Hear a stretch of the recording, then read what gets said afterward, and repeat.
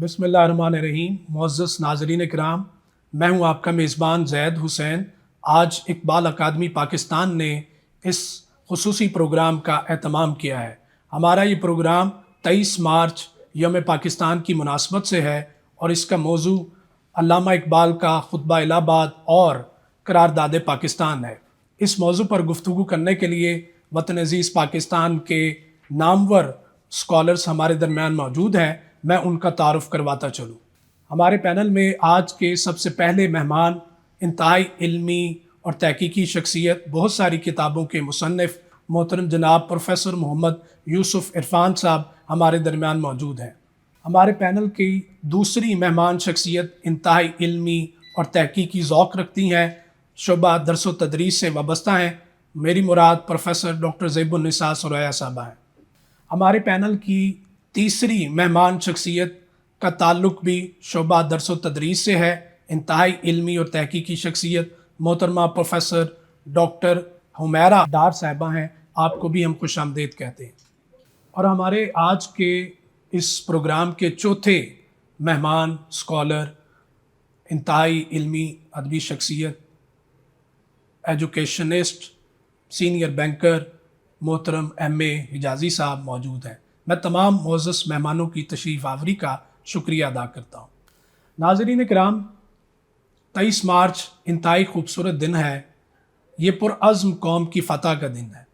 इस दिन कायद आज़म मोहम्मद अली जिन्ना ने बिखरी हुई कौम को एक सिमत अता की और जिसके नतीजे में एक ऐसी मुमलिकत वजूद में आई जिसका ख्वाब इकबाल ने देखा था, जिसका तसव्वुर इकबाल ने खुतबा इलाहाबाद की सूरत में 1930 में पेश किया था। 23 मार्च ये वही दिन है जिसकी क़यादत कायद आज़म मोहम्मद अली जिन्ना ने करते हुए एक करारदाद की सूरत में एक अलग वतन के मुतालबे की सूरत में पेश किया। कौमों की ज़िंदगी में चंद दिन ऐसे होते हैं जिन्हें तारीख साज और अहद साज कहा जा सकता है। 23 मार्च का दिन भी पाकिस्तान की तारीख़ में इंतहाई अहम और तारीख साज दिन है। इस सारे मौज़ूआत को आज हम कवर करेंगे, अपने मेहमानों से जानेंगे। तो बढ़ते हैं अपने मेहमानों की जानिब। सबसे पहले मैं डॉक्टर साहब आपसे जानना चाहूँगा कि 23 मार्च एक अहद साज दिन है, एक तजदीद का दिन है, तो इस हवाले से आप क्या कहेंगे? बहुत बहुत शुक्रिया। हिंदुस्तान में हिंदू मुस्लिम मेलजोल का निचोड़ करारदाद पाकिस्तान है, जिसको यौमुल फुरकान भी कहा जाता है कि इस वक्त मुसलमानों ने यह तय कर लिया था कि आज के बाद हमें एक आज़ाद इस्लामी रियासत के अलावा कुछ नहीं चाहिए। और इसमें कायद आज़म अलैहिर्रहमा साबित कदम रहे और उन्होंने तंजीम नौ जो की, उसका नतीजा ये निकला कि 1946 के इलेक्शन सूबाई और सेंट्रल वो सब मुस्लिम लीग को मिले, जो पाकिस्तान का सबब बना। अब जहाँ तक इस चीज़ का ताल्लुक़ है कि इसका खुतबा इलाहाबाद से क्या ताल्लुक़ है, तो इस ज़मन में मैं कहूँगा कि कायद आज़म अलैहिर्रहमा के नाम जो हज़रत अल्लामा के खतूत हैं वो 1943 में शाया किए गए। उसका फॉरवर्ड जो है ख़ुद कायद आज़म अलैहिर्रहमा ने लिखा। और फिर इसके बाद ये देखिए कि जब ये करारदाद मंजूर हुई है तो मतलूबुल हसन सैयद, इनकी किताब है MA Jinnah a political study, उसमें उन्होंने कहा कि हज़रत कायद आज़म अलैहिर्रहमा ने करारदाद की मंजूरी के बाद हज़रत अल्लामा की कब्र की जानिब रुख करते हुए मुझसे कहा कि अगर आज इकबाल ज़िंदा होते तो कितने खुश होते, हमने वही कुछ किया जो वो चाहते थे। और जहाँ तक हज़रत अल्लामा का ताल्लुक़ है, हज़रत अल्लामा ने 1930 के खुतबा इलाहाबाद में वाज़ेह तौर पर कहा था कि मैं शुमाल मगरबी हिंद के मुसलमान, जिनमें सूबा पंजाब, सूबा सरहद, सूबा बलूचिस्तान और सूबा सिंध, इन चारों को एक मुनज़्ज़म इस्लामी रियासत में देखना चाहता हूँ। और यही वो नज़रिया था जो बाद में करारदाद पाकिस्तान का हिस्सा बना। मगर इसमें एक चीज़ और है कि जून 1937 में हज़रत अल्लामा ने जो खतूत लिखे कायद आज़म अलैहिर्रहमा को, उसमें मगरबी बंगाल, मशरकी बंगाल को भी शामिल किया कि ये दो मनातिक जो हैं ये एक मुनज़्ज़म इस्लामी रियासत का हिस्सा बनेंगे। और इत्तफ़ाक़ ये है कि जब कैबिनेट मिशन पेश किया गया तो उसमें 3 जोन्स बनाए गए थे। एक जोन जो था वो Punjab, United Punjab Muslim majority province, और दूसरा था बंगाल, यूनाइटेड बंगाल जो मुस्लिम मेजॉरिटी प्रोविंस था, और दरमियान में एक हिंदू रियासत थी। اور اس کے درمیان دو جو یونٹ بنائے گئے، جس کو حضرت علامہ ایک وینری شاعر تھے، ایک وینری فیلسوف تھے، اور ان کی شخصیت ایک ایسی تھی جو خوشخبریاں دیا کرتی تھی، اور عالم اسلام کو انہوں نے جو کام، جو ہمت اور حوصلہ دیا ہے، وہ اس سے پہلے کوئی ایسا قومی شاعر ہمیں میسر نہیں آتا، بلکہ میں کچھ اور زبانوں کی شاعری بھی جانتا ہوں، خود انگلش پوئٹری میں نہیں ہے، فرینچ پوئٹری میں نہیں ہے، عربک پوئٹری بہت جاندار ہے، مگر اس میں بھی یہ پہلو نہیں ہے۔ خود حضرت علامہ نے جب یہ کہا تھا، طرح نومی افغنت اندر ضمیر کائنات، نالہا کا سینہ اہل نیاز آیت بروں، کہ میں یہاں پر جس ریاست کے قیام کی بات کر رہا ہوں وہ اس سے پہلے 1400 سال میں پہلے نہیں وجود میں آئی، یہ ایک کلمے کی بنیاد پر آ رہی ہے، یہ ایک فکر کی بنیاد پر آ رہی ہے، اور یہی سبب ہے کہ یہ فکر کبھی ختم نہیں ہوتی۔ اس کا حالیہ اندازہ آپ اس سے لگائیے کہ مسلم لیگ جو تھی وہ بنگال کے مسلمانوں نے بنائی تھی، بیچ میں 71 کا حادثہ ہوا ہے جس کے بارے میں ہمارے بہت سے شاعر، نازک مزاج، حساس لوگ بیچارے خبر سن کر ہی شہید فوت ہو گئے تھے، اور کچھ جو زندہ رہے وہ اس قسم کے شعر کہتے رہے، جیسے میرے استاد محترم پروفیسر مرزا منور صاحب کا ایک بڑا پیارا شعر ہے زخم جگر نقشہ بنگال منور، کچھ لے تو چلے داور محشر کے لیے ہم۔ مگر یہ دیکھیے کہ جہاں اندرا گاندھی یہ کہہ رہی تھی کہ میں نے دو قومی نظریے کو خلیج بنگال میں ڈبو دیا، وہاں دیکھیے کہ آج کیا ہو رہا ہے۔ انہوں نے ہم سے بھی زیادہ علامہ اقبال کو اون کیا، انہوں نے ہم سے بھی زیادہ حضرت قائد اعظم کو اون کیا، اور انہوں نے کہا پاکستان یہ ہے، یہ حصہ جو تھا یہاں پہ یونینسٹ تھے۔ اور قائد اعظم، اگر حضرت علامہ کی شخصیت کو ہم دیکھیں تو 1930 خطبہ الہ آباد سے لے کر قرارداد پاکستان تک پوری امت مسلمہ ہندیہ کی قیادت اور رہنمائی جو تھی وہ حضرت علامہ اقبال نے فرمائی ہے۔ اس میں دیکھیے کہ حضرت علامہ کا یہ ایک فکر تھی، یہ تھی جب وہ دوسری گول میز کانفرنس پہ بھی گئے ہیں کہ ایک پہلے مسئلہ جو ہے کمیونل پرابلم، جسے آپ فرقہ دارانہ بھی کہہ لیجئے یا قومیتی مسائل کہہ لیجئے، یہ حل ہونا چاہیے، جس کی بنیاد پر آپ نے دیکھا کہ کمیونل ایوارڈ آیا، اور اس سے پہلے جو دلت تھے، انٹچیبلز تھے، انہوں نے بھی علامہ اقبال قائد اعظم مسلم لیگ سے ریکویسٹ کی کہ ہم we are not Hindus, we are born in Hindu culture and we need a separate identity as Muslims have. اور یہ انہوں نے قائد علامہ اقبال کی کوشش اور قائد اعظم کی کوششوں سے انہیں بھی سیپریٹ الیکٹوریٹ ملا، کیونکہ تحفظات ہندو انہیں بھی دینے کو تیار نہیں تھا،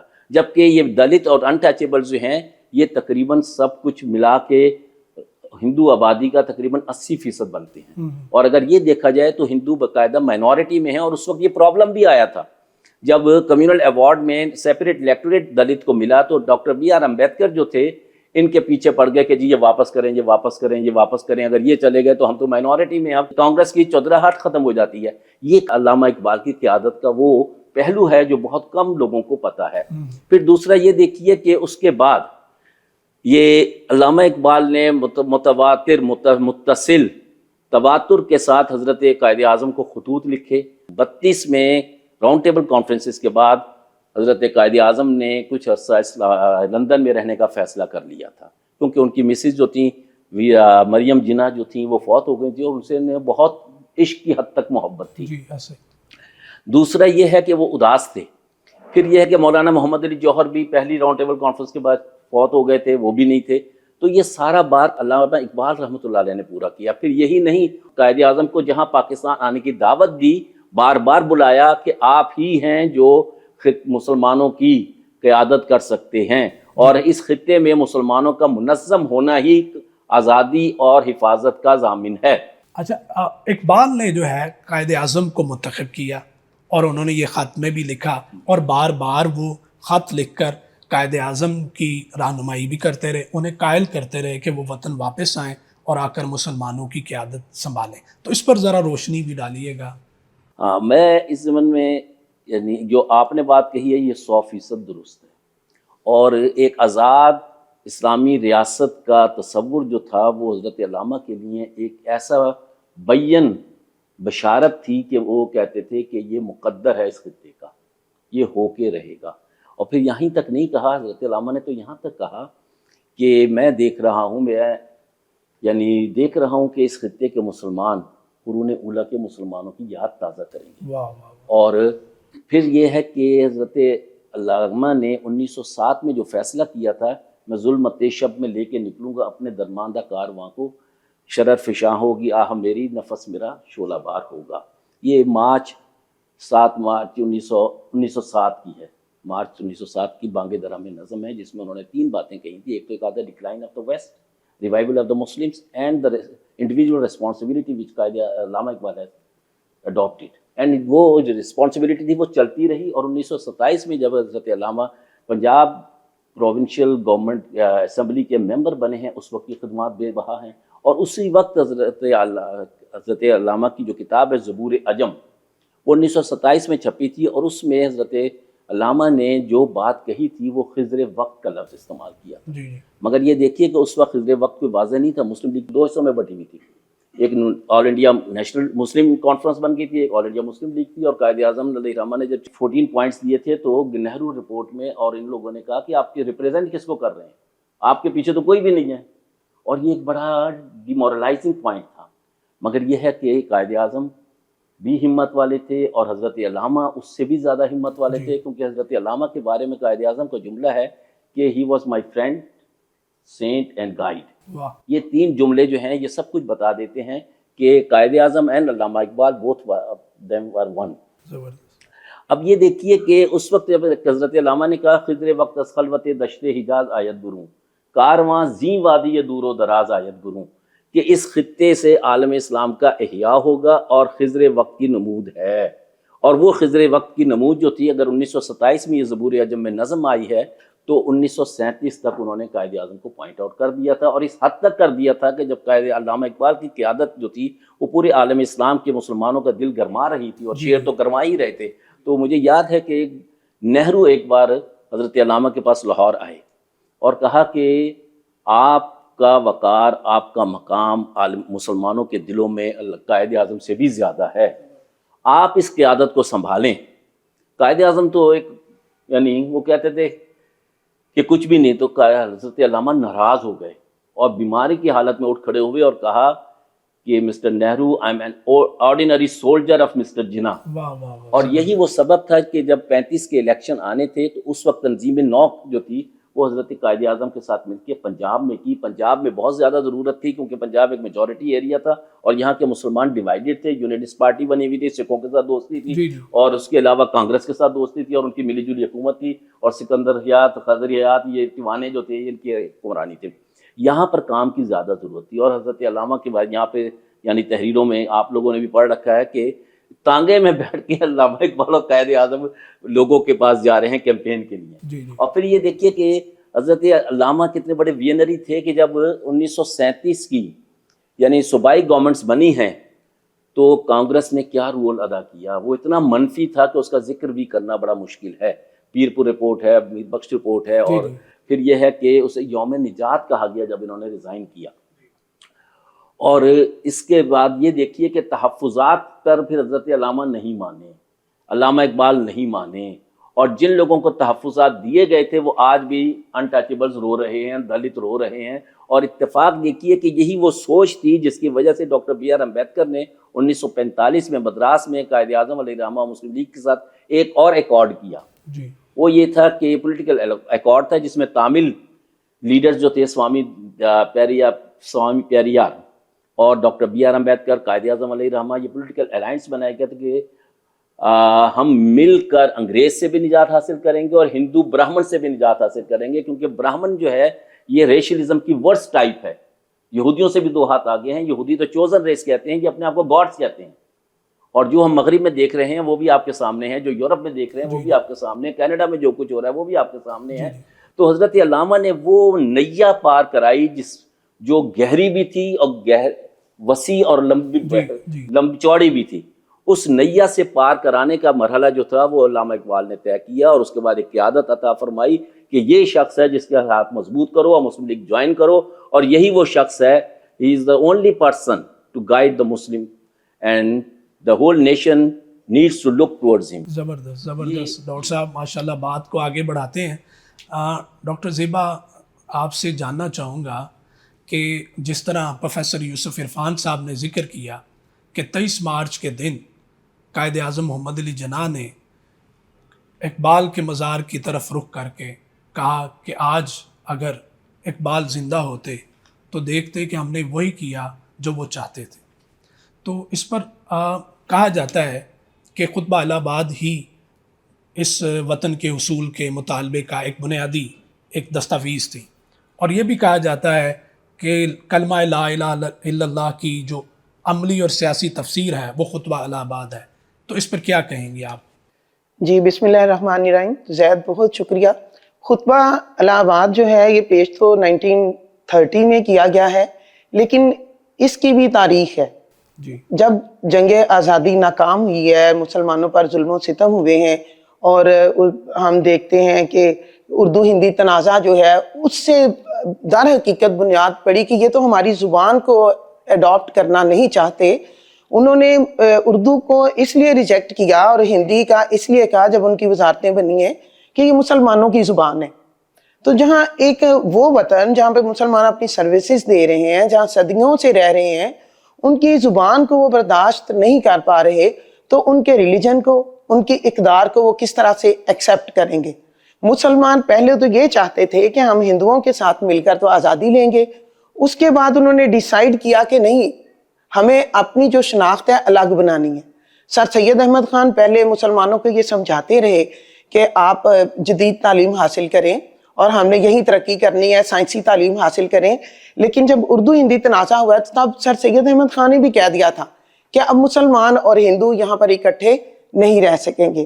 اور جنگ آزادی کے بعد تاریخ ہمیں بتاتی ہے کہ مسلمانوں کے ساتھ انگریزوں نے اور ہندوؤں نے جو ظلم و ستم کیا ہے وہ ایک طویل داستان ہے جس پہ ہزاروں کتابیں بھی لکھی جا چکی ہیں.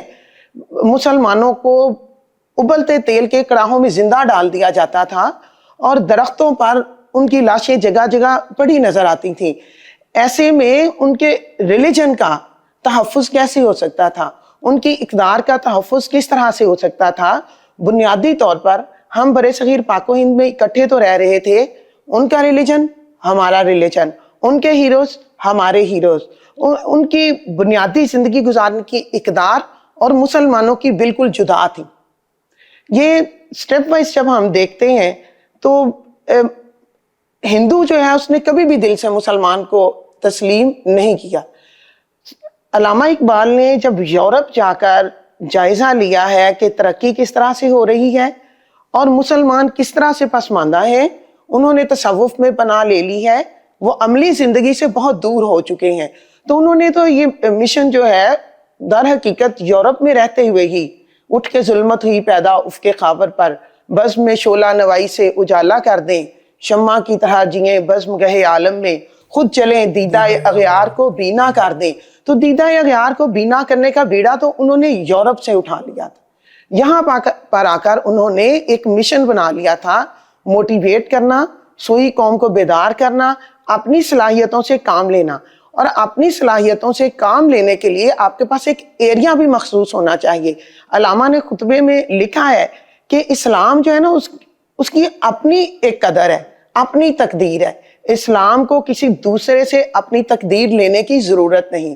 اسلام کے جو بنیادی اصول ہیں، جو بنیادی تعلیمات ہیں، اس کے لیے ہمیں کسی قوم سے اتفاق اور مل رہنے کی ضرورت نہیں. بھلے اسلام جو ہے وہ تمام کائنات کو اللہ تعالیٰ کا کنبہ کہہ کر جینے کا حق دیتا ہے، لیکن اسلام کے پیروکاروں کو انڈینز جینے کا حق نہیں دے رہے تھے. گاؤ ماتا کو دیکھیے، بندے ماترم کو دیکھیے، جو جس طرح سے انہوں نے ظلم و ستم کرنا شروع کیا. ایسے میں بہت ضروری تھا کہ مسلمانوں کے پاس اپنی سرزمین ہو جہاں وہ لا الہ الا اللہ کی بنیاد پر اپنی زندگیاں گزاریں. اس وقت بھی وہ گزار رہے تھے، لیکن جس طرح یہاں آج ہندو جو ہے وہ سکون سے رہ رہے ہیں، سکھ سکون سے رہ رہے ہیں، کرسچن سکون سے رہ رہے ہیں، اس طرح سے انڈو پاک میں مسلمانوں کو نہ تو مواقع ملے. ہم اگر ایجوکیشن کو دیکھیں بہت پیچھے تھے، اگر ہم ان کی پوسٹ کو، ان کی جو ملازمتیں ہیں، ان کے جو عہدے ہیں ان کو دیکھیں بہت پیچھے تھے. معاشرتی سطح پر بہت پیچھے تھے، معاشی سطح پر انہیں پیچھے دھکیل دیا گیا. اگر کوئی مسلمان دکان بناتا تھا تو ہندو بنیا جو بہت ہی سستی چیزیں بیچنا شروع کر دیتا تھا. یعنی نہ تو معاشرتی سطح پہ مسلمان کا وہ وقار تھا، نہ معاشی سطح پہ تھا، نہ اگر گورنمنٹ کی سطح پر جا کر دیکھے تو ہندو جو ہیں انہوں نے اتفاق گٹھ جوڑ کر لیا تھا. انگریزوں سے اور مسلمانوں کو پیچھے دھکیلنے کی تمام کوششیں ہو رہی تھی. ایسے میں علامہ اقبال ہے، انہوں نے نہ صرف اپنی شاعری کے ذریعے سوئی ہوئی قوم کو بیدار کیا. الہ آباد جو ہے ہندوؤں کا مقدس مقام ہے، وہاں پہ ان کے جو مختلف مذہبی رسومات ہوتی ہیں، اسی شہر کو انہوں نے خطبہ الہ آباد میں ایک الگ جو ریاست ہے اس کی تھاٹ دے کے تو مقدس بنا دیا. وہ مقام ہمارے لیے بھی اس لیے مقدس بن گیا کہ علامہ نے وہاں جو تھاٹ دی، جو خواہش انہوں نے دی تھی، قائد اعظم محمد علی جناح نے اس کو عملی صورت دی. اور اس میں اس وقت کے مسلمان، اس وقت کے طلبہ، اس وقت کی ان پڑھ خواتین، ایک ایک جو بچہ ہے انڈو پاک کا، اس نے اپنا حصہ ڈالا. تو خطبہ الہ آباد جو ہے یہ در حقیقت ایک پکچر ہے جس میں رنگ بھرا قائد اعظم محمد علی جناح نے اور برِ صغیر پاک و ہند کے مسلمانوں نے. وطن تو چاہیے ہی تھا، لیکن لا الہ الا اللہ کی بنیاد پر یہ پہلا وطن ہے جو اس خطہ عرضی پر وجود میں آیا. بہت زبردست. ڈاکٹر حمیرہ ڈاٹ صاحبہ، جس طرح زیب النساء سرویا صاحب نے اپنی گفتگو کو ختم کیا ہے کہ جو خطبہ الہ آباد ہے اس میں اقبال نے واضح طور پر کلمہ لا الہ کی بنیاد پر ایک الگ وطن کا مطالبہ کیا. تو اس حوالے سے میں آپ سے گزارش کروں گا کہ روشنی ڈالیں کہ خطبہ الہ آباد میں اقبال نے مسلم قومیت کا تصور بھی پیش کیا اور کلمہ لا الہ پر ایک الگ وطن کا حصول جو ہے وہ اس کا مطالبہ کیا. تو اس پر روشنی ڈالیے گا. تھینک یو زید. السلام علیکم. مطلب مجھے لگتا ہے کہ قوموں کی زندگی میں جو ایک فیز آتا ہے جس میں قومیں بلڈ کی جاتی ہیں، اگر ہم اس کو ویسٹرن پرسپیکٹو میں دیکھیں، جہاں پہ قوم کا جو بلڈ اپ ہے وہ اگر امریکن نیشن کو دیکھیں یا ایگزیکٹلی یورپ کے اندر نیشنلزم کے بلڈ اپ دیکھیں جو کہ 1789 سے سٹارٹ ہوتا ہے، اس میں ہم یہ دیکھتے ہیں کہ منارکی ایک طرف ہے اور نیشن ایک طرف بن رہی ہے. اور وہ جو بلٹ اپ ہے پورا 18th سینچری کا یورپ کا، اس میں ہمیں ریپبلک ورسز منارکی نظر آتی ہے. اب جب ہم انڈیا کے نیشنلزم کی طرف آتے ہیں تو یہاں پر نیشنلزم کا کانسیپٹ وہیں سے آیا. بینگ کلونیلزم، ہمارے جو آئیڈیاز تھے، جو فلسفی تھی، وہ ٹیکنیکلی ہم نے بورو کی ہے ویسٹ سے.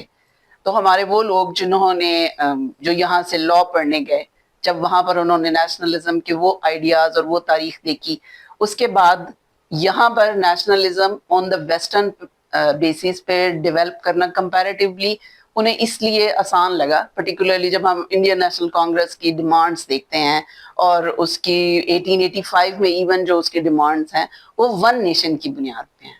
اب جو ویسٹ کا نیشنلزم کا کانسیپٹ ہے اس میں 4 بیسک چیزیں آتی تھی: common culture, territory, sovereignty, common history, language.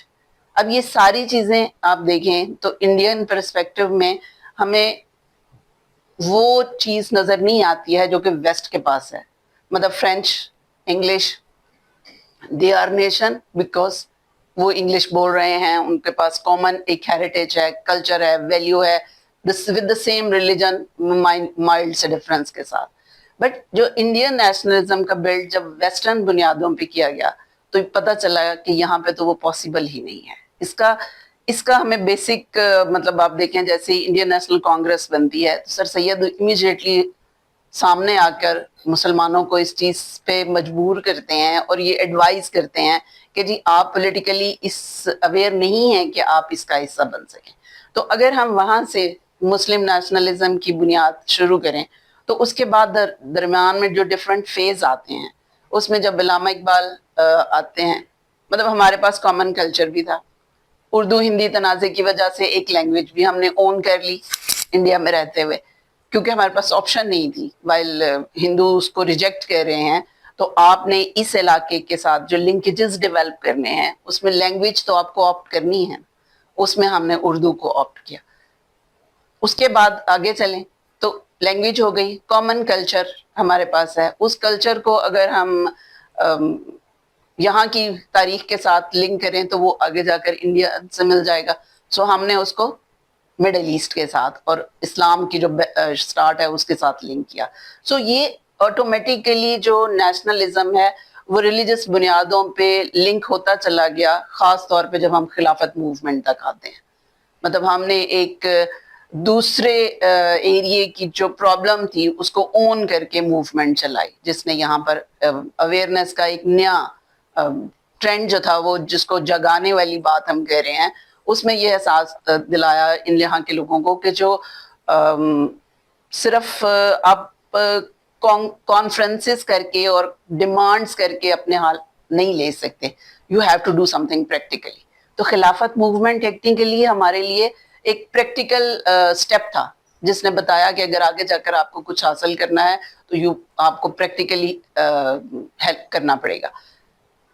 آگے خطبہ الہ آباد میں آپ اگر علامہ اقبال کی ساری وہ اسپیچ دیکھیں تو آپ کو نظر آئے گا کہ وہ کلچرل ویلیو کی بات کرتے ہیں، وہ لینگویج کی بھی بات کر رہے ہیں، وہ ساری نیشنلزم کی جو ویسٹرن ڈیمانڈز ہیں وہ ساری تو ساری پوری ہو رہی ہیں. لیکن کیا نہیں ہے؟ مسلم نیشن کے پاس کیا نہیں تھا؟ ٹیریٹری نہیں تھی، سوورینٹی جہاں پر وہ ایکٹ کر سکے. تو جو خطبہ الہ آباد ہے وہ ہمیں وہ جو نیشنلزم کی مین مسنگ ہے وہ پرووائڈ کرتا ہے. اور یہ جو پروویژن ہے، یہ جو آئیڈیا ہے جو اقبال ہمیں دے رہے ہیں، وہ آگے 10 سال جو لگے ہمیں اس کو ڈیمانڈ کی شکل بنانے میں، تو وہ قوموں کی تاریخ میں یہ سارے جو وقت ہیں وہ آتے ہیں. اور یہ دونوں جو سٹیپس ہیں 1930 اینڈ 1940، ٹیکنیکلی یہ آئیڈیا سے ڈیمانڈ تک سفر ہے. زبردست. اور یہ جو ڈیمانڈ ہے اس کو آگے آپ دیکھیں ایگزیکیوٹ کرنے میں 7 سال ہی لگے. مطلب آپ یہ دیکھیں نا کہ آل انڈیا مسلم لیگ جو ہے وہ ایک ڈیمانڈ کو کس طرح سے پریزنٹ کر رہی ہے، کس ٹائم پہ پریزنٹ کر رہی ہے. یہ ایک وہ دور ہے جب کہ جو کلونیل ماسٹرز ہیں ان کا اپنا بہت برا وقت چل رہا ہے. ایک نئی پاورز ایمرج ہو رہی ہیں انٹرنیشنل لیول پہ، جو کہ پرانی پاورز کو ریپلیس کر رہی ہیں، کریں گی، اور انہوں نے کیا.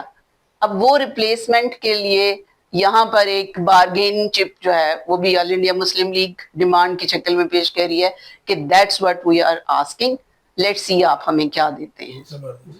تو یہ جو پورا فیز ہے اس میں اس کو اگر لاجیکلی ہم یا فلسفیکلی دیکھیں تو آپ دیکھیں کہ قائد اعظم اور علامہ اقبال وہ دونوں ہمیں وہ فاؤنڈیشنز پرووائڈ کر رہے ہیں جس کی بنیاد پر مسلم نیشنلزم بلٹ ان ہوتی ہے. اور آئی بلیو کہ ہمیں اپنے بچوں کو یہ میسج جو ہے وہ کمیونیکیٹ کرنا چاہیے. ابھی لاسٹ کچھ دن پہلے میں ایک ویڈیو سن رہی تھی جس میں جو اینکر تھا وہ یہ ثابت کرنے کی کوشش کر رہا تھا کہ ہم ساری کی ساری مطالعہ پاکستان جو ہے وہ غلط پڑھا رہے ہیں اور لائز ہیں. اور یہ مطلب آئی ڈونٹ نو وہ نیشنلزم کی وہ بیسک بنیادیں جو ہیں وہ کیوں نہیں دیکھتے. نیشنلزم میں ہمیشہ ایک آفیشیل ورژن ہوتا ہے اور ایک کاؤنٹر ورژن ہوتا ہے. تو آفیشیل ورژن پوری نیشن کے لیے بنایا جاتا ہے جس میں آپ نے کچھ کامن ویلیوز اور کامن انفارمیشنز دینی ہوتی ہے بچوں کو، امیچور ذہنز کو. تو ان کو یہ چانس دیں کہ وہ اپنی انفارمیشنز کو ویریفائی کر سکیں، کمپیریزن کر سکیں. مطلب آپ انہیں شروع سے ہی کنفیوزڈ انفارمیشن کیوں دینا چاہتے ہیں؟ جی بہت شکریہ، بہت شکریہ. ڈاکٹر صاحبہ نے بہت ہی خوبصورت انداز سے خطبہ الہ آباد کی طرف روشنی ڈالی. جی حجازی صاحب، آپ سے جاننا چاہوں گا، خطبہ الہ آباد ہمارے لیے ایک آئین اور ایک منشور کا ایک درجہ رکھتا ہے. کیا آج بھی یہ دور حاضر میں ہمارے لیے رہنمائی کا ذریعہ رکھتا ہے؟ زاہد صاحب، جتنی گفتگو یہاں پہ آنریبل جو ہمارے گیسٹ ہیں انہوں نے جو بات کی ہے، خاص طور پہ الہ آباد کے خطبے کے حوالے سے، آپ کبھی اس کی ڈائیکاٹمی کر کے اگر دیکھیں تو اس میں ساری کی ساری بنیادیں آپ کے پاس موجود ہیں. وہ بھلے ایتھنک بنیاد تھی یا وہ اکنامکس کی تھی یا وہ کلچر کی، ساری موجود ہیں. دیکھنا یہ کہ جب مارچ وجود میں پاکستان آ گیا تو اس کے اندر ہمارا اللہ تعالیٰ کی ذات اقدس کے ساتھ کانٹریکٹ کیا ہوا تھا، معاہدہ کیا ہوا تھا. معاہدے کی ایک ہی شک تھی، بڑا یونیک میں یہ سمجھتا ہوں یہ ایگریمنٹ ہے میرے نزدیک، کہ جس کی ایک ہی کلاس تھی. کلاس یہ تھی کہ لا الہ الا اللہ. تو جب بنیاد آپ رکھ دیتے ہیں کسی ملک کی لا الہ الا اللہ کے اوپر، تو اس کے پیچھے آپ کا ہے کیا؟ خدا اور خدا کا نظام جو کہ تھرو رسول کریم صلی اللہ علیہ وسلم آپ کو دے دیا گیا. جیسے وہ بڑا خوبصورت علامہ اقبال کا شعر ہے نا کہ کی محمد سے وفا تو نے تو ہم تیرے ہیں, یہ جہاں چیز ہے کیا لوح و قلم تیرے ہیں. کبھی آپ اس کے انالیسس کر کے دیکھیں کہ پورے کا پورا آپ کو روڈ میپ تو یہاں پہ مل گیا. تو کیا اس روڈ میپ کے مطابق کیا پاکستان کے جو لوگ ہیں, میں اس کو نیشن کا کہہ لو چلیں, پاکستانی نیشن, کیا اس روڈ میپ کے اوپر وہ آگے فارورڈ ہو رہی ہے, وہ آپ پہ مارچ کر رہی ہے کہ نہیں کر رہی ہے؟ دیکھنا تو یہ ہے. میرے نزدیک جو مین کلاز ہے نا, اس کے اوپر ابھی تک پورے طریقے سے عمل نہیں ہوا. لا الہ, کیونکہ جب آپ اگر آج اپنے حاضر میں عہد حاضر میں اگر آپ دیکھتے ہیں تو بہت سارے عملی لا جو ہے نا وہ کریٹ کر کے رکھے ہوئے ہیں. پیسے کی پاور اپنی جگہ پہ ہے, آپ کے جو پولیٹیکل پاورز وہ اپنی جگہ پہ ہیں, آپ کے اور بے شمار پاورز ہیں جن کے پیچھے ہم لگے ہوئے ہیں. تو لا کو ہم نے ایک سائڈ پہ رکھا ہوا ہے. تو کیا جب آپ لا الہ الا اللہ کی بنیاد کے اوپر اگر آپ خود ہی وائلیشن کرتے چلے جائیں گے, تو میں کبھی کبھی یہ سوچتا ہوں کہ یہ ایگریمنٹ تو آپ کا اللہ تعالیٰ کی ذات سے, کیونکہ وجود کی تو بنیاد ہی یہی تھی. اس کے علاوہ تو نہ سوشلزم تھا, نہ کوئی اور دنیا کی کیپٹلزم تھا, کوئی ازم نہیں تھا. ازم صرف خدا کا تھا کہ اللہ کا نظام یہاں پہ ہوگا. تو وہ نظام تو اللہ تعالیٰ کی ذات کا جو سارے کا سارا نظام وہ اکنامک ہے, وہ سوسائٹل نظام اس کے اندر ہے, پولیٹکس سارا سسٹم قرآن میں آپ کو دے دیا گیا. تو کیا ہم اس جو کلاس کے اوپر عمل کر رہے ہیں؟ اگر وہ عمل نہیں کر رہے ہیں تو میرے نزدیک ایک قسم کی وارننگ سگنل ہے نیشن کے لیے کہ بھائی آپ نے اللہ تعالیٰ سے وعدہ کیا ہوا ہے, آپ نے اللہ تعالیٰ سے ایگریمنٹ سائن کیا ہوا ہے کہ بھائی اس کی بنیاد کے اوپر اللہ تعالیٰ سے ہم نے یہ زمین مانگی, یہ پورا سسٹم اس سے مانگا, اور آج ہم اس کے اوپر کیا چل رہے ہیں, اس کو دیکھنے کی بہت سخت ضرورت ہے. میں شاید اتنا کریٹیکلی اس کو اینالائز نہ کر سکوں, کیونکہ پھر ذرا ہوتا ہی ہے کہ شاید اس میں ایک نیگیٹیوٹی بھی ڈیولپ ہو جاتی ہے, مایوسی بھی ڈیولپ ہو جاتی ہے. لیکن میرے خیال ہے کہ انٹروسپیکشن کی بڑی سخت ضرورت یہ ہے کہ کیا ہم اس کے اوپر پورا عمل کر رہے ہیں. آج کوئی بھی سسٹم دیکھ لیں, پاکستان کا اکنامک سسٹم دیکھ لیں, سوشل سسٹم دیکھ لیں, لیگل سسٹم دیکھ لیں, آپ فنانشل سسٹمز کو دیکھ لیں, کیا اس سے آگے ہم لے کے چلیں؟ کیا اس کے اندر دین اسلام موجود ہے؟ کیا علامہ اقبال کی وہ جو شعر کی میں نے بات کی ہے کہ محمد سے وفات ہونے, یہ بذات خود ایک بہت بڑا روڈ میپ آپ کے پاس موجود ہے, صرف اسی کے اوپر آپ عمل کر لیں. تو وہاں پہ جب آپ وفا کی بات کرتے ہیں کہ آپ علامہ اقبال کے ساتھ اگر ان کے ساتھ اگر آپ وفا کرتے ہیں تو پوری کی پوری زندگی تو وہیں پر ڈیفائن ہو جاتی ہے, ریفائن ہو جاتی ہے. تو میرے نزدیک آج جس چیز کی زیادہ ضرورت ہے, آپ کی بیک گراؤنڈ جتنی بھی ہے وہ ہو چکی, آج وجود اس کا ہے, اس کو ریفائن کرنے کی ضرورت ہے, اس کو اسٹرینگتھن کرنے کی ضرورت ہے, اس کو الائن کرنا ہے لا الہ الا اللہ کے ساتھ.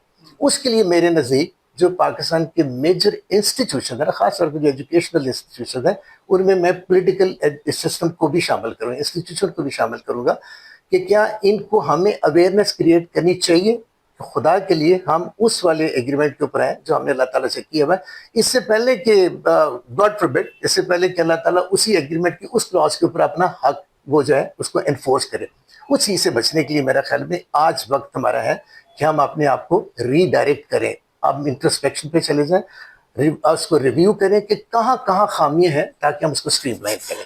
تو میرے نزدیک تو اس وقت بڑا ہائی ٹائم ہے, اس 76 ایئرس کے بعد, کہ ابھی بھی ہم اپنے آپ کو ریویو کریں, کیونکہ عام طور پہ یہ کہتے ہیں 30-35 سال کے بعد ایک جنریشن نہیں آ جاتی ہے. تو ہمارے نزدیک تو 2 جنریشن نکل گئی ہیں نا. تو آنے والے وقت کے لیے اس جنریشن کی آپ تیاری کریں اکارڈنگ ٹو لا الہ کے مطابق. زبردست زبردست. پروفیسر یوسف عرفان صاحب, جس طرح کہ حجازی صاحب نے ذکر کیا کہ کلمہ لا الہ اس وطن کے حصول کی بنیاد میں شامل ہے, تو وہ کیا چیزیں ہیں جو آج کے عصر حاضر میں خطبہ الہباد کی روشنی میں اور قرارداد پاکستان کی روشنی میں ہمیں عمل پیرا ہونے کی ضرورت ہے؟ میں یہ سمجھتا ہوں کہ قیام پاکستان جو ہے یہ مسلمانوں کو ایک اسلامی ریاست ملی ہے, اسلامی نظام جسے آپ کہہ لیجیے, یا پولیٹیکل سٹیٹ ہے, پولیٹیکل ول ابھی پریویل نہیں کرتی.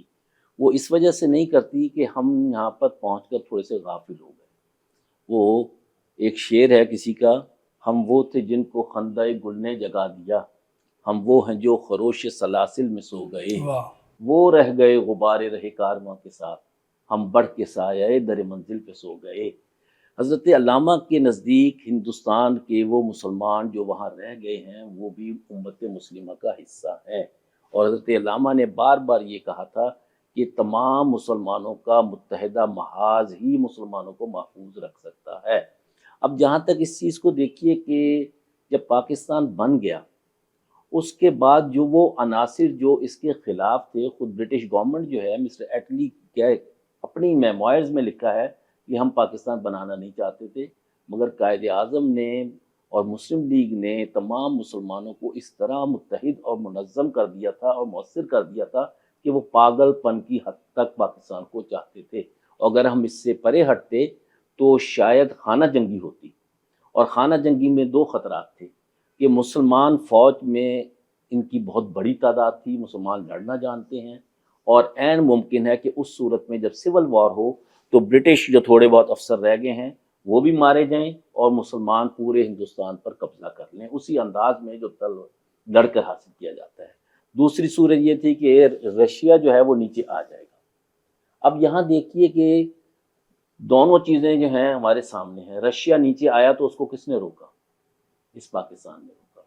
اور جہاں تک پاکستان کی نظریاتی بنیاد کا تعلق ہے کہ اس میں غیر نظریاتی عناصر بھی آئے، کیا ہندوستان نے پاکستان کو جنگوں میں شکست سازشیں کے ذریعے نہیں کوشش کی؟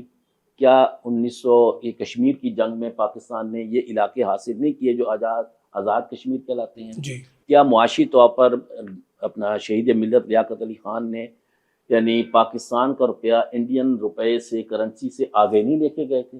کیا معیشت کو بحال نہیں کیا تھا؟ معیشت تو زیرو سے لے کر آئے تھے، انڈیا کو تو بنی بنائی ملی تھی، انڈسٹری بھی نہیں تھی ہمارے پاس۔ کیا جنرل ایوب خان نے پاکستان کو ایشین ٹائیگر نہیں بنایا؟ انڈسٹریلائزیشن نہیں کی؟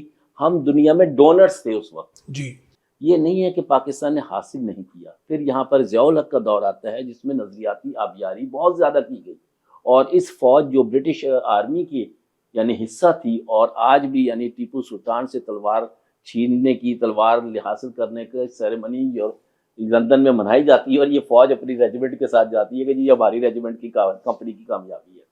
کیا اس فوج کے اندر وہ جہاد جو عالم تعلیمات اسلامی کی بنیاد ہے وہ اس میں شامل نہیں ہوا؟ مگر حقیقت یہ ہے کہ ہم لوگوں نے جو اللہ تعالیٰ نے ہماری ساتھ مدد کی ہے، ہم اس کے ساتھ معاون نہیں بن رہے۔ اب یہ دیکھیے کہ اللہ تعالیٰ کی معاونت کیا ہے۔ اللہ تعالیٰ نے اپنے دور کے بہترین افراد کو پاکستان کا قائد بنایا۔ علامہ اقبال جو تھے وہ ان سے بڑا شاعر میں نہیں سمجھتا کہ کسی بھی زبان میں پایا جاتا ہے۔ خود والپٹ جو ہے اس کی والپٹ کے اپنے جملے ہیں کہ قائد علامہ اقبال دنیا کے وہ شخص ہیں جنہوں نے ایک یعنی قوم، سوئی ہوئی قوم کو جگایا، اس کے بعد ایک قیادت بھی عطا کی، اور اس کے بعد ایک اسلامک اسٹیٹ دی جو کسی شاعر کا نصیب نہیں، شیکسپیئر کا بھی نہیں ہے۔ جی حضرت قائد اعظم نے تو یہاں تک فرمایا تھا کہ اگر مجھے کلام اقبال اور ریاست دی جائے تو میں کلام اقبال کو چنوں گا، کلام اقبال سے کئی پاکستان بن سکتے ہیں۔ واہ واہ۔ اب پھر یہ دیکھیے کہ اس پاکستان میں ہماری تاریخ بڑی تکلیف دہ ہے، مگر کیا ہندوستان کے مسلمانوں کے پاس کوئی متحدہ قیادت ہے؟ کیا ہندوستان کے مسلمانوں کے پاس کوئی آرمی ہے؟ کیا ہندوستان کے مسلمانوں کے پاس ایئر فورس ہے؟ کیا ہندوستان کے مسلمانوں کے نیول فورس ہے؟ اور آج بھی اگر آپ تصور کریں پاکستان نہ بنتا تو کراچی اور گوادر میں انڈیا بیٹھا ہوتا، اور جو انڈیا میں بیٹھے گا وہاں پر آج دبئی میں مندر بن رہے ہیں تو وہاں مندروں کی ہی برسات ہوتی۔ اور حضرت قائد اعظم نے بڑا دلچسپ جملہ کہا تھا نحاس پاشا کو، جو وفد پارٹی کے تھے، جب واپس آ رہے تھے لندن سے تو وہاں مصر میں تھوڑی دیر ٹھہرے تو انہوں نے کہا کہ قائد اعظم کیا آپ نے ہندوستان کی آزادی کو التوا میں نہیں ڈال دیا کہ جی ہمیں علیحدہ اسٹیٹ چاہیے، ہمیں یہ چاہیے؟ اچھا، یہ ذہن میں رہے کہ عرب لوگ جو ہیں یہ اسلامی فکر کے اس پہلو سے ناآشنا ہیں کیونکہ وہ غیر مسلموں کے ساتھ نہیں رہے، ہم غیر مسلم میجورٹی کے ساتھ رہ رہے تھے۔ تو انہوں حضرت علامہ نے کہا، حضرت قائد اعظم علیہ الرحمہ نے کہا کہ میں جو جنگ لڑ رہا ہوں وہ تمہاری بھی جنگ ہے، ہماری ہی نہیں ہے۔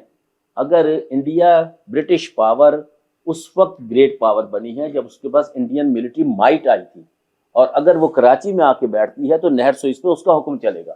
کیا آپ دیکھ نہیں رہے کہ نہر سوئس کے بعد کیا حالات ہوئے ہیں؟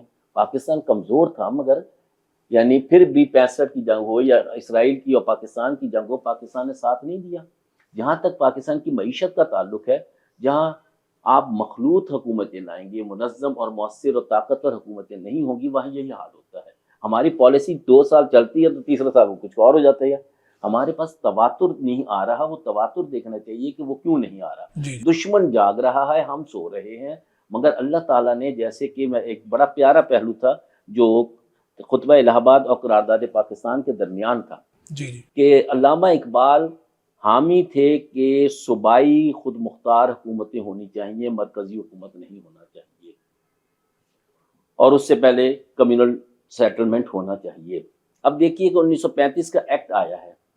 1965 کے ایکٹ میں سینٹرل گورنمنٹ کا کوئی فیصلہ نہیں ہو سکا, اور جو پروونشل گورنمنٹ خود مختار تھیں وہ کانگریس وزارتیں تھیں. پھر اس کے بعد جنگ آ گئی.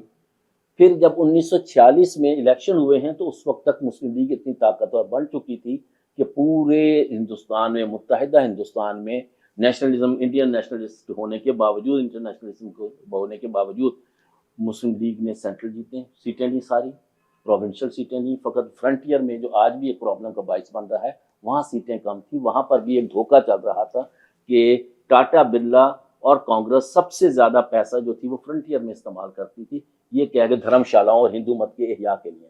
مگر وہاں پر صورتحال یہ تھی کہ مسلمانوں کے اندر خدائی خدمتگار کو لاتے تھے, اور جب سرحد سے نکلتے تھے تو وہ سرحدی گاندھی کہلاتے تھے.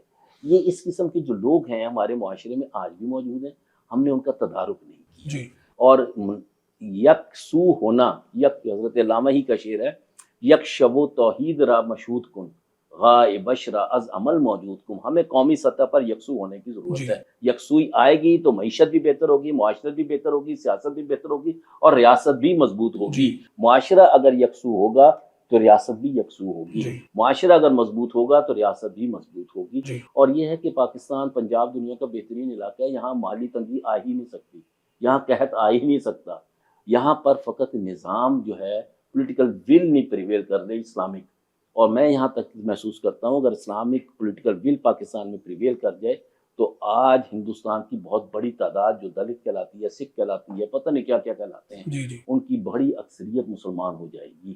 واہ واہ, زبردست زبردست. ڈاکٹر زیب النساء سریا صاحب, جس طرح کہ ڈاکٹر عرفان یوسف صاحب نے کہا کہ اقبال جو ہیں وہ یکجہتی, یکسوئی کی طرف لے کر جاتے ہیں, توجہ دیتے ہیں, تو اقبال کے بہت سارے اشعار بھی کہ ایک ہو مسلم حرم کی پاسبانی کے لیے, تو اس پر آپ کیا کہیں گے؟ ایک ہو مسلم حرم کی پاسبانی کے لیے, یہ تو ہماری وہ تھاٹ ہے جو قرآن بلڈ کرتا ہے. ٹھیک ہے کہ اگر کوئی, علامہ نے کہا کہ بدن کے ایک حصے میں تکلیف ہو حدیث کی بنیاد پر, تو مبتلا درد کوئی عضو ہو تو روتی ہے آنکھ, کس قدر ہم درد سارے جسم کی ہوتی ہے آنکھ. تو یہ حدیث کی بنیاد پر ہے کہ جب ایک باڈی کا پارٹ جو ہے تکلیف میں ہوتا ہے تو سارا بدن اس کی تکلیف محسوس کرتا ہے. اصل وجہ یہ ہے کہ برے صغیر پاک و ہند میں لارڈ میکالے نے جو ایجوکیشنل سسٹم دیا, اس کی بنیاد پر ہمیں روزی روٹی کی تلاش میں ڈال دیا گیا. اپنا اپنا پیٹ اور اپنی اپنی روٹی کا کنسیپٹ آج اتنا سویئر ہو چکا ہے کہ ہمیں نہیں معلوم کہ ہمارے ساتھ والے گھر میں کوئی بھوکا سویا ہے, کوئی تکلیف میں ہے, یا کسی کو کھانے کو ملا ہے, یا کوئی بیمار ہے. ہم نے اپنی جو اسلام کی بنیادی اقدار ہیں انہیں پسے پشت ڈال دیا ہے. علامہ نے خطبہ الہ آباد میں کہا ہے کہ مادہ جو ہے وہ روح کی ہی ایک شکل ہے, تو ہم نے مادے میں اور روح میں فرق کر لیا ہے. ہم نے سیاست میں اور معاشرت میں دوئی پیدا کر لی ہے. ہمارا جو ریلیجن ہے وہ سیاست کی اور مذہب کی دوئی کو پسند نہیں کرتا. جدا ہو دین سیاست سے تو رہ جاتی ہے چنگیزی. ہمارے ریلیجن میں بھی یورپ کی ویلیوز آ گئیں, ہمارے رہن سہن میں بھی مغربیت آ گئی, ہمارے جذبات اور احساسات جو ہیں انہیں ہم اپنے ریلیجن کی بیس پر پیور کرنا بھول گئے ہیں. پیورٹی جو کہ مسلمان کا یقین جو ہے اس کی طاقت اور قوت کو ہم نے پسے پشت ڈال دیا ہے. ہم اپنی اولاد کو بھی ٹک ٹاکر بنا رہے ہیں, کس لیے کہ پیسے زیادہ آ جائیں گے. ہماری ویلیوز قرآن تو واللہ خیر الرازقین کہہ کر تو عمل اور یقین اور لا الہ الا اللہ کی بنیاد پر چلنے کی تلقین کرتا ہے. یا ایھا الذین آمنوا اطیعوا اللہ واطیعوا الرسول کا جو لیسن ہے وہ ہم نے فراموش کر دیا ہے. اگر ہم نے لا الہ الا اللہ کی بنیاد پر اس دیش کو, اس وطن کو حاصل کیا تھا تو ایک ایک بچے کا، ایک ایک ماں کا، ایک ایک باپ کا مشن یہ ہونا چاہیے تھا کہ اپنے بچوں کی تربیت اس نہج پر کریں. اس وقت ہمیں اشد ضرورت ہے کہ جوانوں کو میری آہ سحر دے، پھر ان شاہی بچوں کو بالوں پر دے. خدایا میری آرزو یہی ہے، میرا نور بصیرت عام کر دے. اور علامہ کا نور بصیرت کیا ہے؟ قرآن بیسڈ تو ہے، حدیث بیسڈ تو ہے. ہمیں اپنی اولاد کی، جس طرح انہوں نے کہا نا کہ نئی نہج پر چلنے کی ضرورت ہے، ہمیں ان کی اسلام کی تعلیمات کی روشنی میں اشد تربیت کرنے کی ضرورت ہے. ہم کہتے ہیں جی ٹیپو سلطان نہیں پیدا ہوتا، جی کہ محمد بن قاسم پیدا نہیں ہوتا. آپ دیکھیں کہ ان کی مائیں کیسی تھیں، ان کی تربیت کیسی تھی. اب ماں جو ہے نا وہ بچے کو دودھ پلا رہی ہے تو ایک ہاتھ میں وہ موبائل ہے، فیڈر جو وہ کہیں اور گیا ہوا ہے. مائیں جو ہیں وہ قوموں کی امین ہیں. اور امت میں ایک ریلیشن شپ ہے، مائیں امت بناتی ہیں. اس دور میں ماؤں کو اپنی ذمہ داری محسوس کرنے کی اشد ضرورت ہے، اور ہمیں ان تعلیمات کو جو اللہ تعالیٰ نے قرآن کی صورت میں سالڈ شکل میں ہمیں دے دی ہیں، جس کا ذکر علامہ نے خطبے میں بھی کیا ہے کہ جو یہ کلیسائی نظام ہے وہ تو تباہ و برباد ہو گیا. تو ہم نے کلیسائی نظام کی بنیاد پر نہیں چلنا. ہمارا اپنا اسلام، وہ کہتے ہیں کہ اتنی تعلیم کے بعد، اتنے مطالعے کے بعد میں اس نتیجے پر پہنچا ہوں کہ اسلام جو ہے اس کی اقدار اتنی اسٹرانگ ہے، ہمیں کسی سے کچھ اور لینے کی ضرورت نہیں ہے. اب دیکھیں انڈینس جس کو مرضی خدا بنا لیتے ہیں، ہمارا تو اللہ ہی ایک ہے، جی ہمارا نظام ایک ہے. ہم مسلمان کہیں بھی رہتا ہو اس کا لائف گزارنے کا سسٹم ایک ہے، بنیادی تعلیمات ایک ہیں. ہندو اگر یورپ میں جاتا ہے وہ اپنا کوئی اور گاڈ، کبھی وہ ان کا خدا چوہا ہوتا ہے، کبھی ان کا خدا ہاتھی ہوتا ہے، کبھی ان کا خدا جو ہے وہ گائے ماتا کو خدا بنا کے بیٹھ جاتے ہیں. اگر کوئی ہیروئن پسند آ جاتی، خاتون پسند آ گئی، اس کو خدا گاڈیس بنا لیا. ہمارا تو لا الہ الا اللہ. ہم کہیں بھی ہوں، ہم اس اپنے خدا کی بنائی تعلیمات کو ادھر ادھر جب کریں گے، ان میں تبدیلی لائیں گے، انصاف کی دھجیاں اڑائیں گے، سیاست کے سسٹم کو اپنے فائدوں کے لیے استعمال کریں گے، تعلیم جو ہے اس کو ہم ایک کاروبار بنا لیں گے، تو ہم کس طرح کہیں گے کہ ہم پاکستان کو سٹرونگ کر سکتے ہیں؟ زید صاحب، آج ایک ایک فرد کو، مولوی کو، ملا کو، سیاستدان کو، استاد کو، طبیب کو، تاجر کو، ایک ایک فرد کو اپنی ذمہ داری جو ہے وہ نبھانے کی اشد ضرورت ہے. جب بھی ہم پاکستان کو ایک مضبوط پاکستان دیکھ سکتے ہیں، میں سیاستدانوں پر ڈال دوں گی، ایک مریض ہے وہ طبیب پر ڈال دے گا، ایک شاگرد ہے وہ فیل ہونے کی جو وجہ ہے وہ اپنے استاد کو ٹھہرا دے گا. ہم نے یہ وتیرہ بنا لیا ہے دوسرے کو مورد الزام ٹھہرانا. ہمیں جیسا کہ اقبال نے کہا، خودی کو کر بلند اتنا کہ ہر تقدیر سے پہلے، ہمیں اپنی خودی کو بلند کرنے کی ضرورت ہے. اور وہ اسی وقت بلند ہوگی جب خودی جو ہے نا ملت سے رابطہ استوار کریں گے، ہم دوسروں کے لیے سیکریفائی کرنا سیکھیں گے. ہمارا مذہب ہمیں قربانی دینا سکھاتا ہے. آپ دیکھیں ہماری تاریخ قربانی سے شروع ہوتی ہے، ہمارا سال قربانی سے شروع ہوتا ہے، قربانی پر ہی ختم ہوتا ہے. اپنے جذبات کی، احساسات کی قربانی دیجئے، دوسروں کو جینے دیجئے، دوسروں کو جینے کا حق دیجئے. اگر آپ اپنا حق مانگتے ہیں تو اپنا فرض بھی پہچانیے.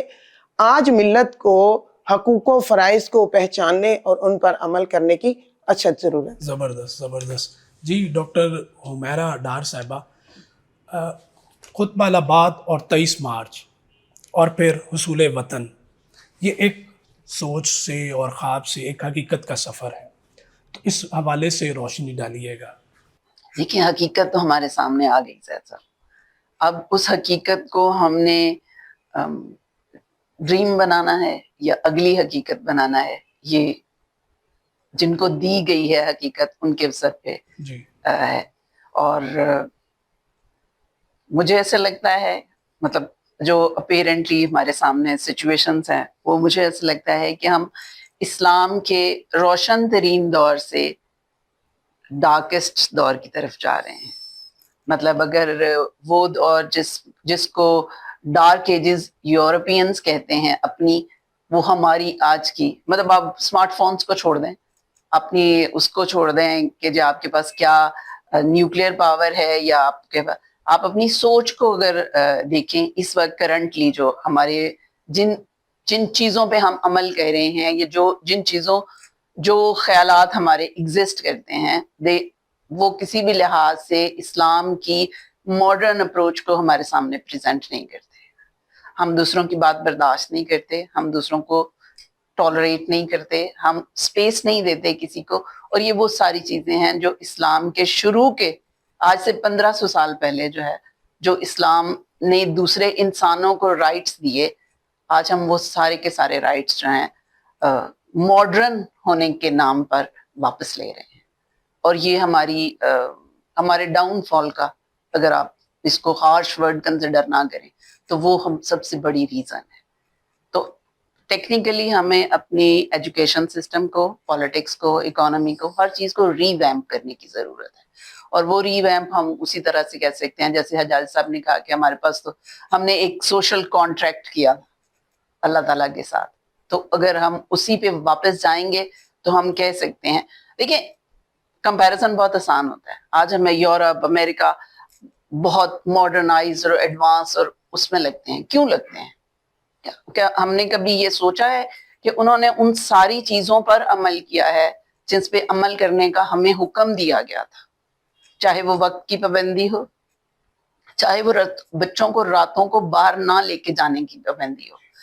کہا گیا ہے نا کہ مغرب کے بعد بچوں کو باہر نہ نکالے. مطلب میرا 5 ایئرز کا یورپ کا سٹے ہے, اور وہاں پر ہم رات میں لیٹ نائٹ بھی باہر گئے ہیں, یا 7 بجے سے لے کے 12-1 بجے تک بھی باہر گئے ہیں. میں نے کبھی بھی وہاں بچوں کو لوگوں کے ساتھ نہیں دیکھا. سڑکیں اگر بھری بھی ہوئی ہیں اس میں بچے کبھی نظر نہیں آئے. وہاں پہ جو لوگ بینکوں میں کام کر رہے ہیں وہ اپنا کام کر رہے ہیں. آئی اسٹل ریمبر کہ پیرس کے ایک پلیٹ فارم پر میں نے ایک شخص کو بغیر کسی چوکیدار کے کام کرتے دیکھا ہے, اور وہ 5 سے 6 گھنٹے کا میرا وہاں سٹے تھا, اور اس تمام عرصے میں وہ شخص کنٹینیوسلی کام کر رہا تھا. میکڈونلڈس تھا یا وہاں پہ صفائی ہی کر رہا تھا, وہ کلینر تھا وہاں پہ, لیکن بغیر اس کے اوپر کوئی چوکیدار نہیں تھا, کوئی مینیجر نہیں تھا جو یہ دیکھ رہا تھا کہ وہ کام کر رہا ہے کہ نہیں.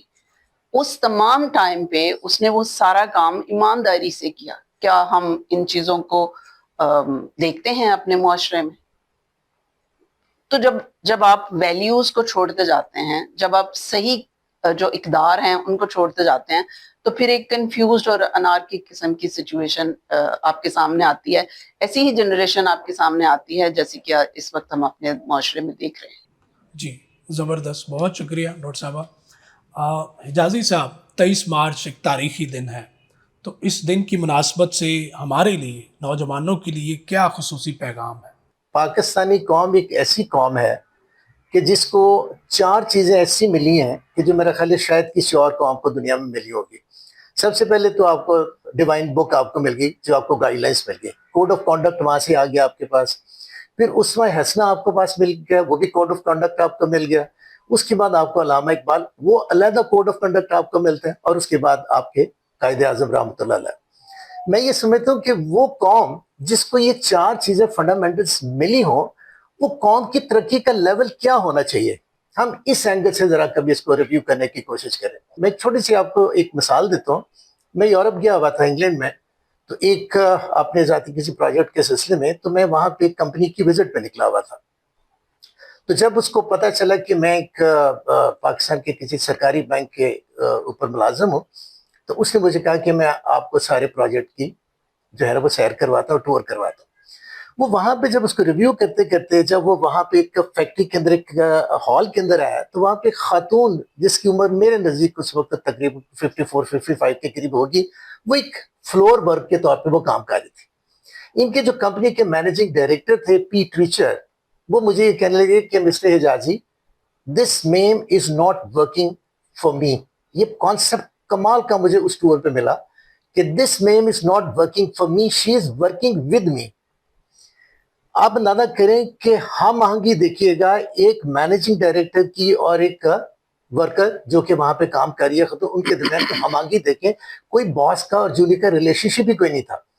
یہ وہاں ایک ون لائنر تھا جو وہاں پہ سبق مجھے ملا کہ you never work for, you work with the people.